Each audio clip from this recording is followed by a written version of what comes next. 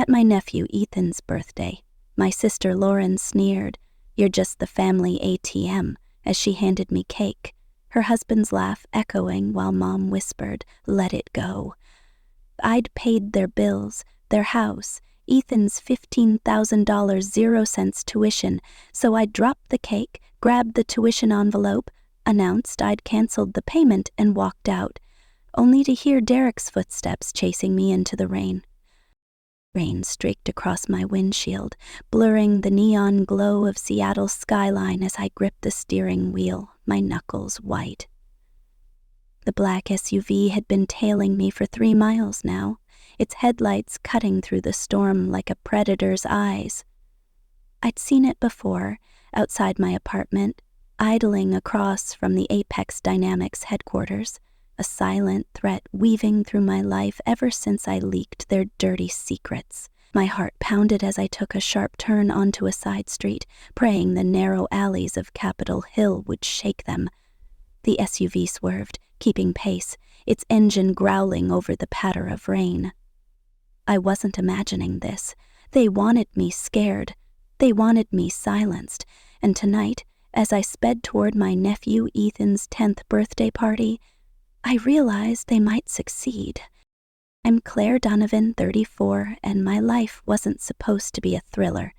I grew up in Tacoma, Washington, in a modest craftsman house where my sister Lauren and I would lie awake under starry Puget Sound skies, whispering dreams of futures bigger than our small world. Our dad fixed cars at a garage, his hands always stained with grease, while Mom worked night shifts as a nurse, her smile a beacon through long hours. We weren't rich, but love filled the gaps money couldn't. That all changed when I was 16 and Dad's gambling addiction tore our family apart. The divorce was a slow bleed, arguments escalating from hushed whispers to shouting matches that shook our thin walls. When Dad left, so did our stability. Mom juggled 2 jobs, her eyes hollowed by exhaustion, and we downsized to a cramped apartment where the radiator hissed like a warning.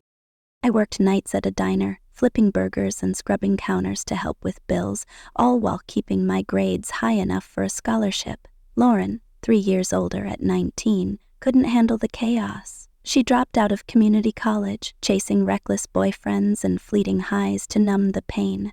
I pushed forward, fueled by grit and instant noodles, earning a spot at the University of Washington to study forensic accounting. Numbers were my refuge.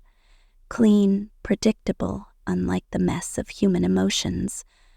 By 28, I'd landed a job at Apex Dynamics, a biotech giant in Seattle, auditing their books. That's when I found it. Falsified clinical trial data, millions in hidden payouts, a cover-up that could cost lives. I became a whistleblower, leaking documents to the press, knowing it would paint a target on my back, but I didn't expect it to paint one on my family, too. The SUV's headlights flashed in my rearview mirror, snapping me back to the present. I floored the gas, weaving through traffic, my pulse racing as I glanced at the clock. 6:47 p.m. I was late for Ethan's party, and the thought of disappointing my nephew twisted my gut worse than the chase. I'd spent $15,000, 0 cents on his private school tuition just last week, wiring the money to Lauren after her frantic call about deadlines. Over 7 years, I'd funneled $120,000, 0 cents into her family's life. $25,000, 0 cents for a house down payment. $7,000, 0 cents for a flooded basement. $4,500, 0 cents for medical bills when Ethan had bronchitis. Each time I told myself it was for Ethan, my bright old nephew who loved drones and constellations, who deserved better than his parents' chaos. But Lauren's voice echoed in my head, sharp and cutting from our last call. "You're sitting pretty in your fancy loft, Claire. Can't you just help us out one more time?" I swerved into a parking lot near Lauren's suburban home in Bellevue, the SUV speeding past, its taillights fading into the rain.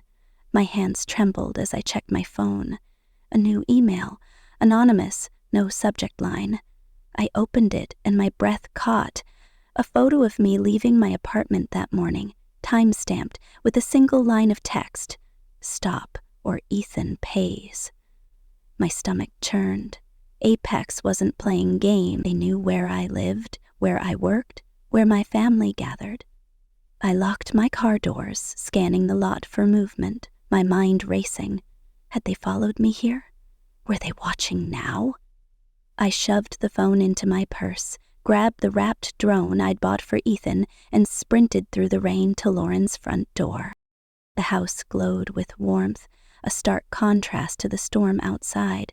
Balloons in Ethan's favorite colors, navy and silver, bobbed against the ceiling, and the hum of a DJ's bass line pulsed through the walls. Lauren had gone all out again, just like Ethan's 6th birthday when my $1,000 0-cents check ballooned into a $3,500 0-cents superhero extravaganza with a live band. I stepped inside, shaking off rain, and was hit by the scent of sugar and expensive perfume. The living room sparkled with upgrades I hadn't seen last visit. Marble countertops, a sleek sectional sofa, hardwood floors gleaming under a chandelier.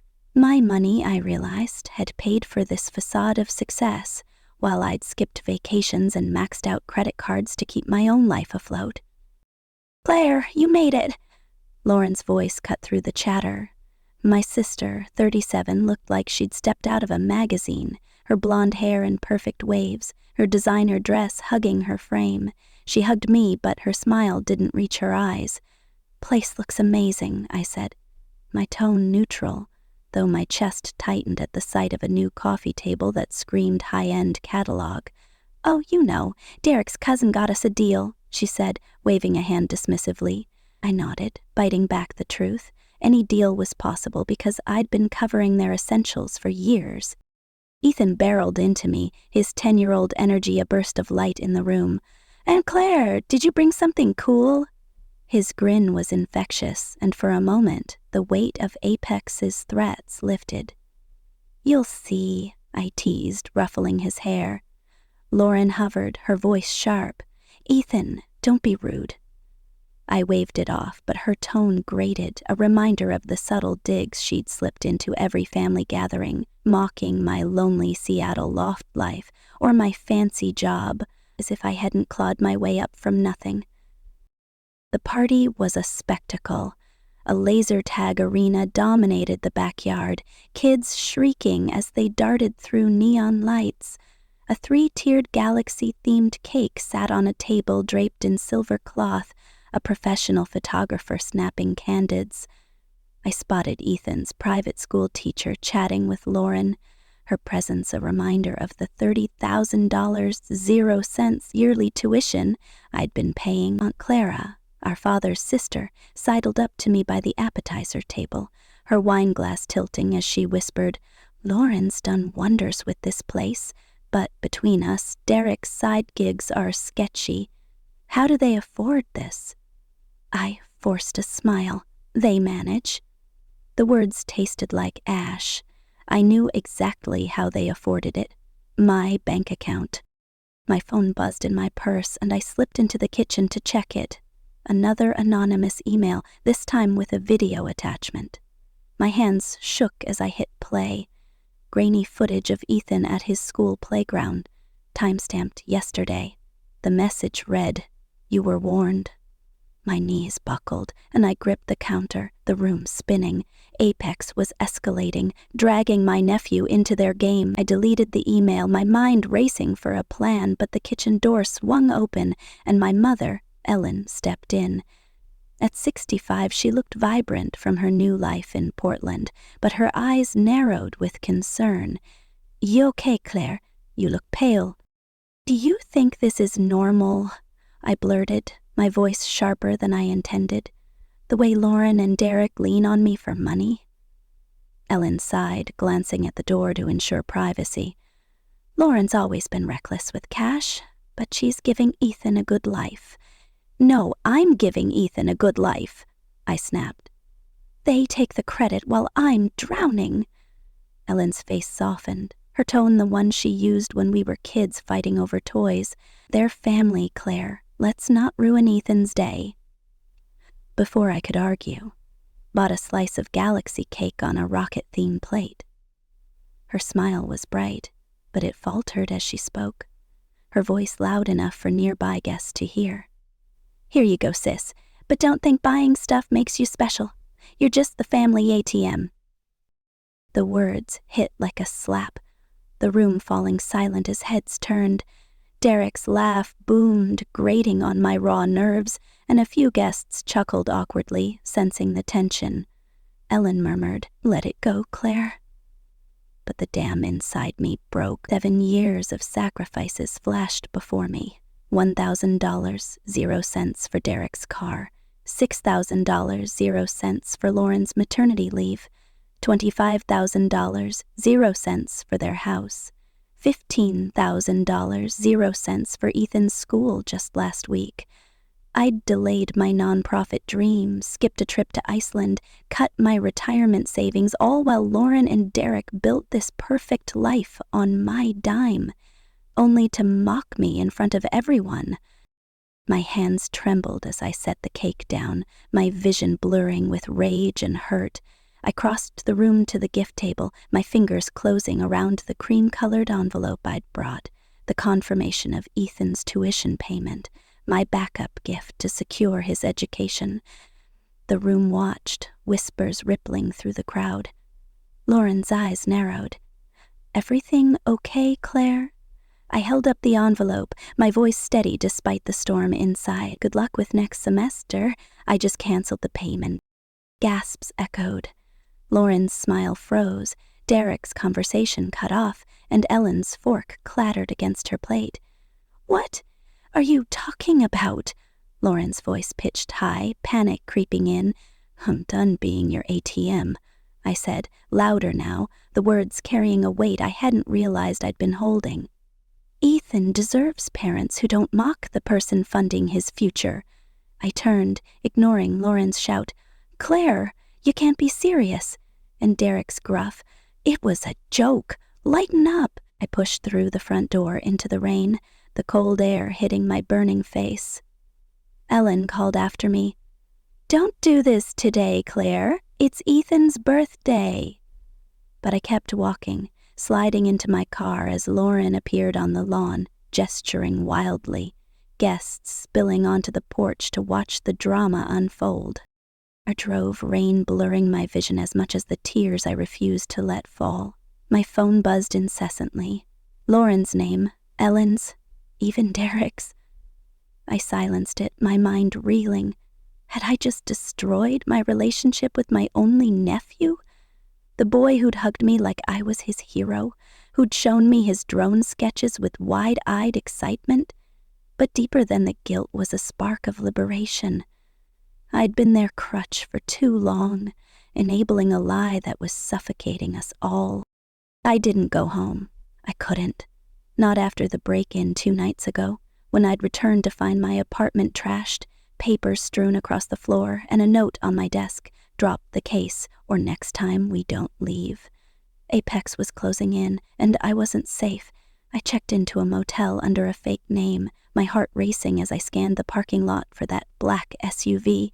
My laptop, compromised last week when hackers stole my whistleblower files, sat locked in my trunk. I couldn't trust anyone, not even the journalist I'd confided in, who'd leaked my evidence to Apex, exposing me further. I lay awake, the neon motel sign flickering through the blinds, wondering if I'd pushed too far. Against Apex, against my family, against the life I'd built for everyone but myself.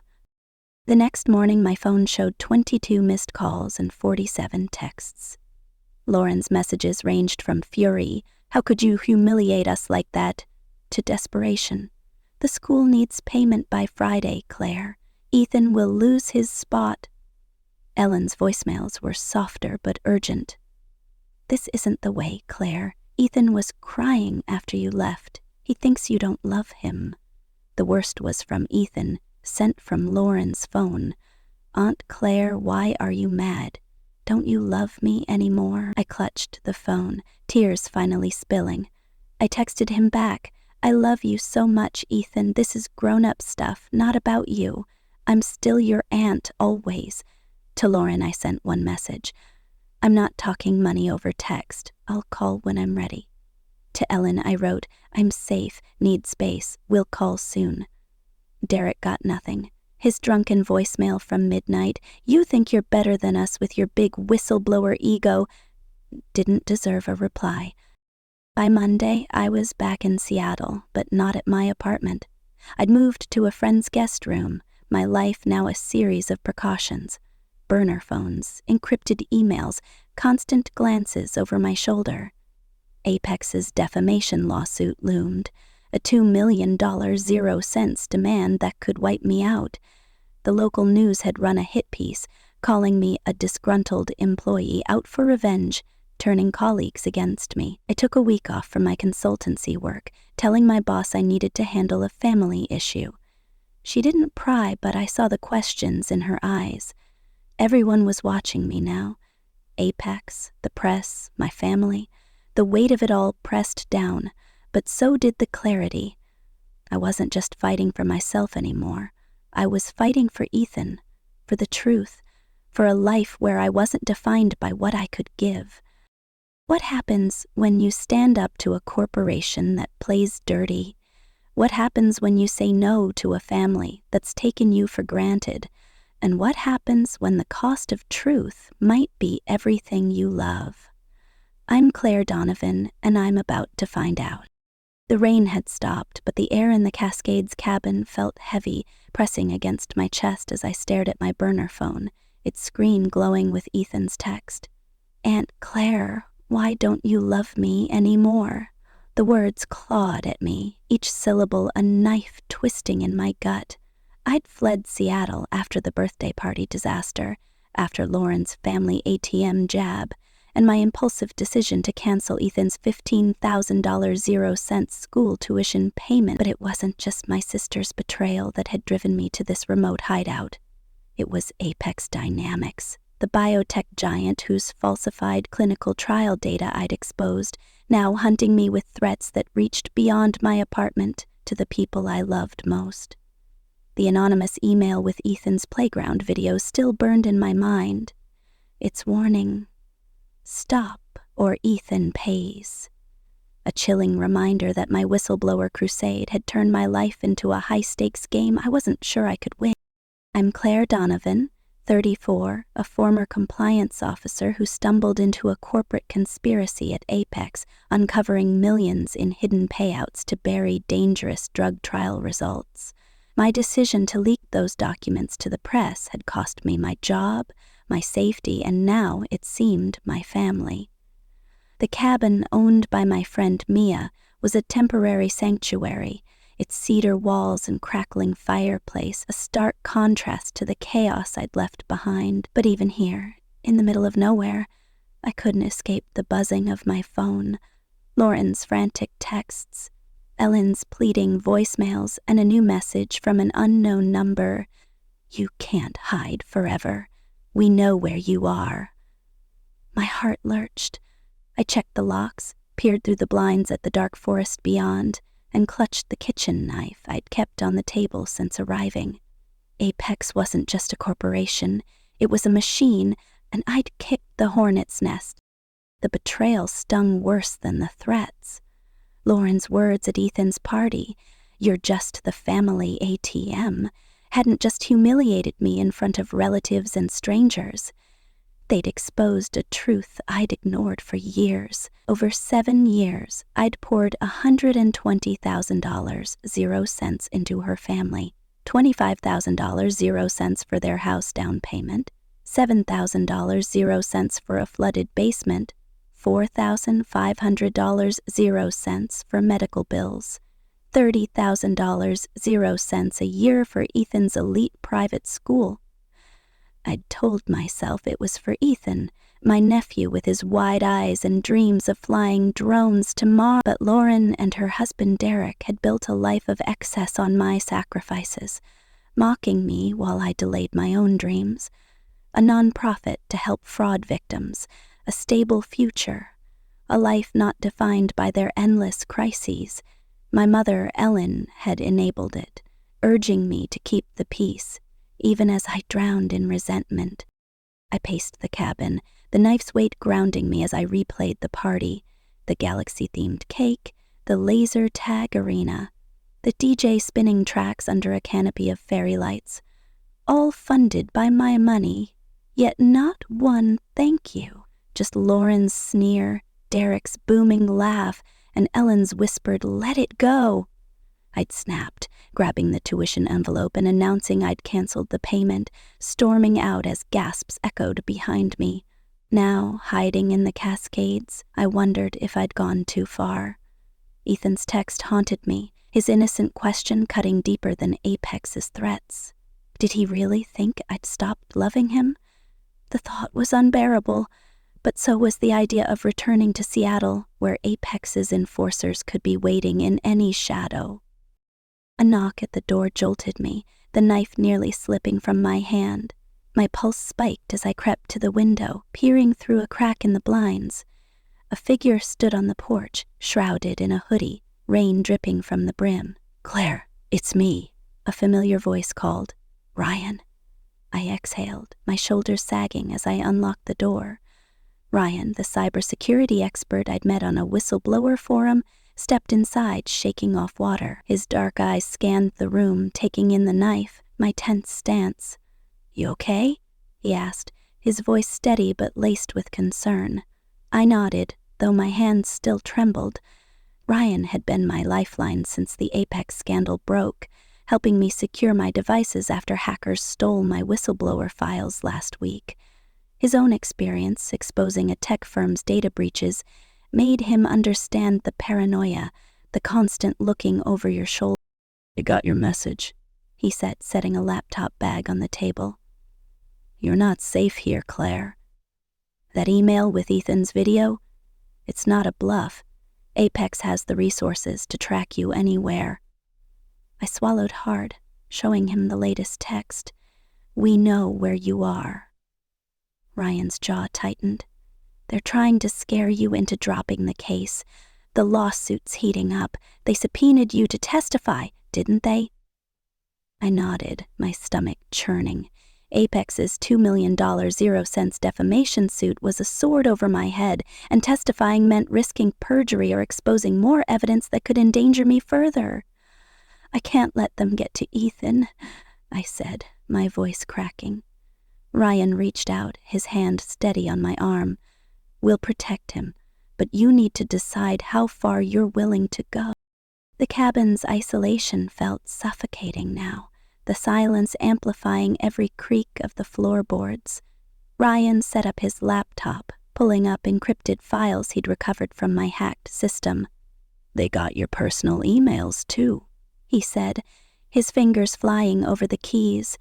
"Messages to Lauren, Ellen, even Ethan. They're building a profile to discredit you." My blood ran cold. The media betrayal last week, a trusted journalist leaking my evidence to Apex, had already exposed my identity to corporate insiders. Now they had my private life, my family's vulnerabilities in their hands. "What do they want?" I whispered. Ryan's eyes met mine, unflinching. "They want you silent or gone." A sudden crash outside made us both freeze. Ryan motioned for silence, grabbing the knife as he crept to the window. My heart hammered as I followed, peering into the darkness. A branch lay broken on the ground, snapped by the wind. Or something else. "Stay here," Ryan whispered, slipping out the back door. I clutched my phone, ready to dial 911, my mind racing with images of Apex's enforcers closing in. Minutes stretched like hours until Ryan returned, his face grim. "No one's out there, but I found this." He held up a small black device, no bigger than a quarter. "A tracker." "It was on your car," he said. "They've been following you since Seattle." Panic surged, but Ryan's calm grounded me. "We need to move," he said, packing his laptop. "There's a safe house in Olympia, run by a whistleblower network. We can regroup there." I hesitated.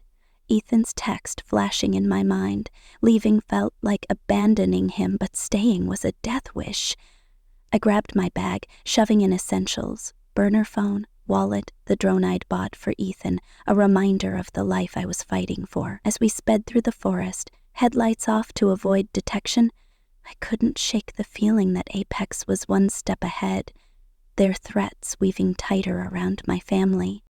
Back in Seattle, Lauren's texts had escalated to desperation. "The school called again, Claire. Ethan's spot is gone if we don't pay by Friday. How could you do this to him?" Derek's messages were colder. "This is your fault. Fix it."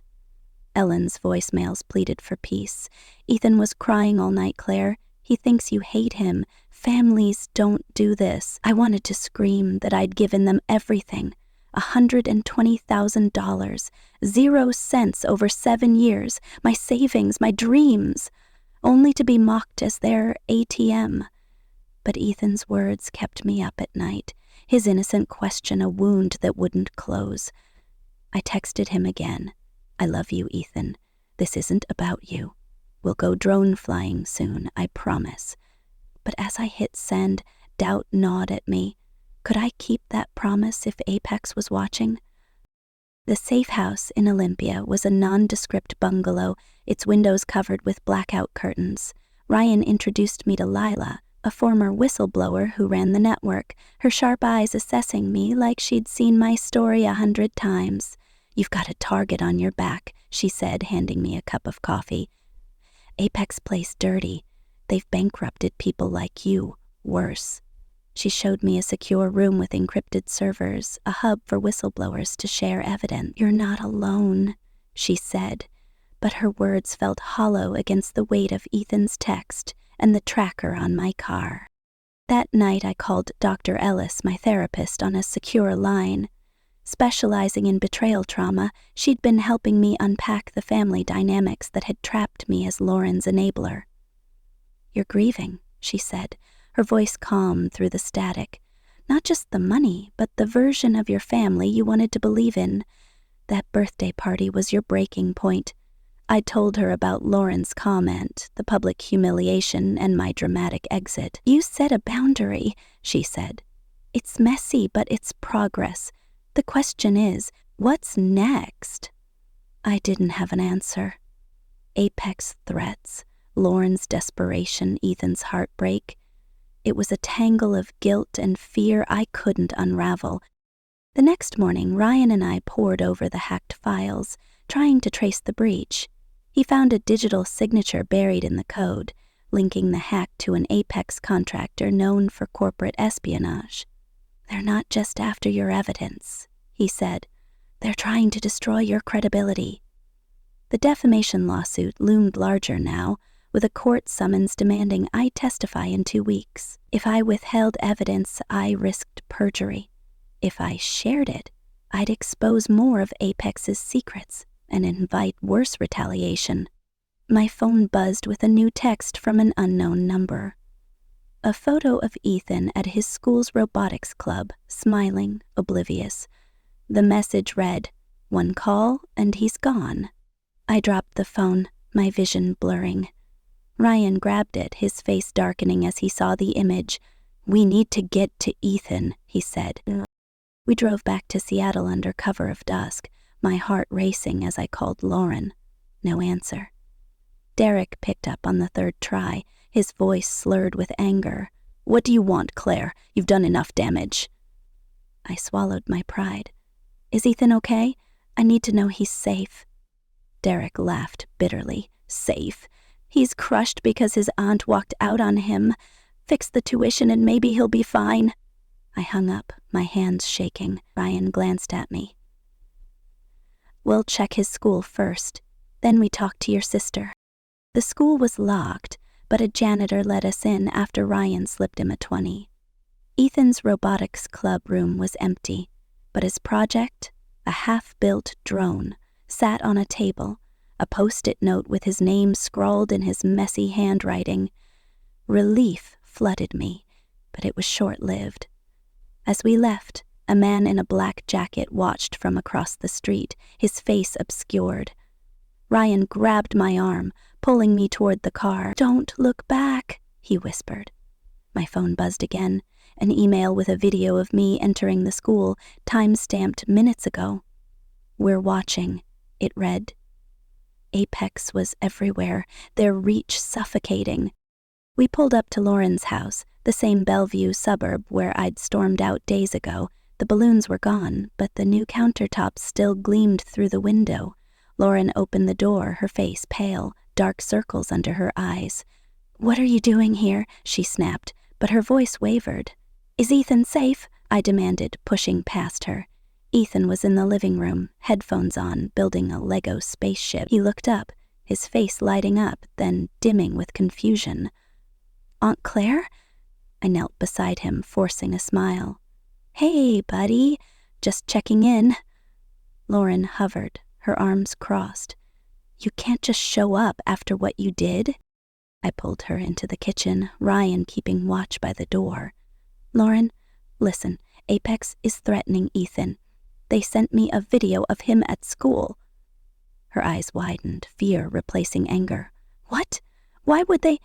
"Because I exposed their fraud," I cut in. "They're coming for me, and they know he's my weakness." Lauren's hands shook as she sank into a chair. "This is your fault. You and your crusade." Her words stung, but I saw the fear beneath them.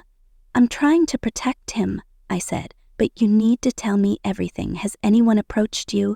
Strange calls? Visitors?" She shook her head, but her eyes darted to a drawer. I opened it, finding a burner phone I didn't recognize. "What's this?" I demanded. Lauren's voice was barely a whisper. "Derek's been talking to someone. He said it was about a job, but..." Before she could finish, the front door slammed open. Derek stormed in, his face flushed. "What the hell, Claire? You're scaring my kid." Ryan stepped forward, his calm a stark contrast to Derek's rage. "We're here to keep Ethan safe. You need to start talking about who you've been dealing with." Derek's eyes flickered, a mix of guilt and defiance. "I don't know what you're talking about." But the burner phone in my hand told a different story. I powered it on, finding a single contact. Apex Fixer. My blood ran cold. "Derek, what did you do?" I whispered. He lunged for the phone, but Ryan blocked him, his voice low. "Don't make this worse." The tension broke when Ethan ran in, sensing the chaos. "Why is everyone yelling?" His voice trembled, and I knelt again, pulling him close. "It's okay, Ethan. Grown-up stuff." But it wasn't okay. Derek's involvement with Apex, whatever it was, had brought the danger to their doorstep. Lauren was crying now, her bravado gone. "I didn't know," she said. "He said it was extra cash, that it wouldn't hurt anyone." I wanted to scream, to shake her for her blindness, but Ethan's presence stopped me. "Pack a bag," I told her. "You and Ethan are coming with us." Derek protested, but Ryan's glare silenced him. "You're either with us or against us," Ryan said. "Choose." We left under cover of night, Ethan clutching his Lego spaceship, Lauren silent in the back seat. The safe house in Olympia felt like a fortress now, but even there I couldn't shake the feeling that Apex was closing in. Lila set up extra security, her network buzzing with updates on Apex's moves. "They've hired a private firm," she told me. "Ex-military, they don't mess around." I looked at Ethan asleep on a cot and felt a surge of resolve. I'd started this fight to expose the truth, but now it was about protecting the only family I had left. Over the next week, I worked with Ryan to trace the burner phone's calls, linking them to an Apex contractor known for fixing problems. Intimidation, blackmail, worse. Derek admitted under pressure that he'd been offered $10,000 0 cents to feed Apex information about me, my schedule, my plans. "I didn't know they'd go after Ethan," he insisted, his voice breaking. Lauren looked at him like she was seeing a stranger. "You brought this into our home," she said, her voice cold. For the first time, I saw her anger shift from me to him, a crack in their united front. Dr. Ellis's sessions, now over-encrypted video, became my anchor. "You're not just fighting Apex," she said. "You're rewriting your family's story. Lorne's betrayal, Derek's betrayal. They're part of a pattern you've enabled by always saying yes." I nodded, tears streaming. "I thought I was helping Ethan." "You were," she said. "But you can't save him by sacrificing yourself. Boundaries aren't punishment. They're protection." Her words echoed as I looked at Lauren, who'd started therapy herself, grappling with her financial irresponsibility and the realization that she'd treated me as a resource, not a sister. Lauren's letter arrived at the safe house, handwritten on plain paper, a rarity in our digital world. "Dear Claire," it began. "I've been a terrible sister. I took your love for granted, used your money to hide our failures. The ATM comment haunts me. It was cruel, and I said it because I was jealous of your strength. We're struggling now, but it's honest.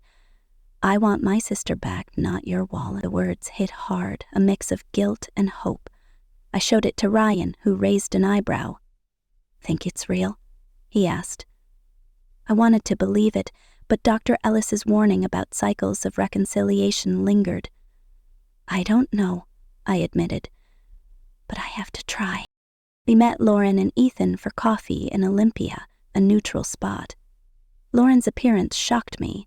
No highlights, no manicure, just a tired woman in a thrift store sweater. "Ethan's doing great in public school," she said, her voice soft. "His robotics club won first place." Ethan grinned, showing me a photo of his drone. "Can we fly it together, Aunt Claire?" My heart swelled, but I kept my guard up. "Soon, buddy," I promised, glancing at Lauren. "We're working on things." She nodded, tears in her eyes. "I'm in therapy," she said. "I'm learning how I messed this up. I'm sorry, Claire." It was the first apology that felt real, no strings attached. Derek's email came later, stiff but earnest. "I screwed up," he wrote. "I thought Apex's money was a quick fix. I didn't know they'd use me to get to you. I'm trying to be better.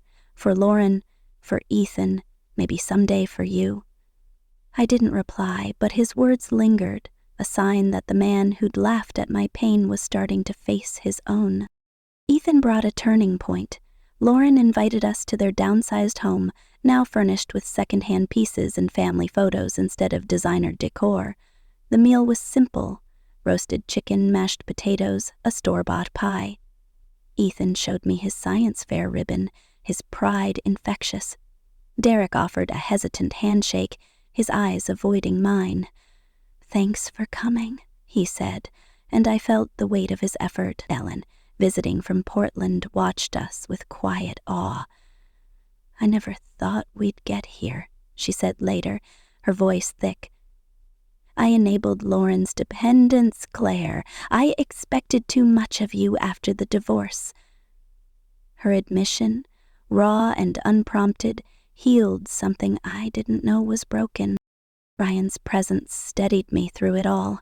He'd become more than a friend, his quiet strength a lifeline as we navigated Apex's threats. He'd traced the tracker on my car to a private firm, confirming Apex's escalation. "They're desperate," he said. "Your evidence is gaining traction. The FDA's investigating." But the victory felt hollow against the subpoenas piling up, the court date looming. I was one woman against a corporate giant, and the cost was mounting. Thanksgiving was a revelation. Ryan joined us in Bellevue, bonding with Derek over a shared love of tech, while Ethan peppered him with coding questions. Lauren shared her promotion to full-time bookkeeper, covering Ethan's summer camp fees herself. "It feels good to stand on our own," she said, her voice steady. Ethan, now 11, showed me his budgeting notebook, saving for a skateboard. "Dad says it's like building a drone. Every piece counts," he said, and I saw the resilience I'd hoped for him. The climax came at Ethan's 11th birthday, a modest picnic in a Seattle park. Homemade cupcakes replaced the galaxy cake, and Ethan's friends played tag instead of laser tag. Lauren handed me a lemonade, our eyes meeting with a shared understanding. "Thank you," she said, not for the drone I'd brought, but for the painful gift of boundaries that had forced their independence. "You saved us, Claire. Not with money, with truth." I blinked back tears, the weight of the past year lifting. Apex's threats still loomed, the lawsuit unresolved, but in that moment I felt whole. I'd reclaimed my worth, not as a wallet, but as a sister, an aunt, a fighter. As Ryan and I drove back to Olympia, the stars above the Cascades glittered, a reminder of the nights Lauren and I had dreamed big. 5 questions lingered, pulling me forward. Who was Apex's fixer, and how close were they to Ethan? What secrets hid in the unreleased trial data, and would they cost more lives? Could Lauren and Derek's marriage survive the truth? Would Ethan grow up valuing love over money? And Ryan, could I trust him fully, or was his past tied to Apex's shadows? The fight wasn't over, but I was no longer alone. I was Claire Donovan, and I was ready for whatever came next.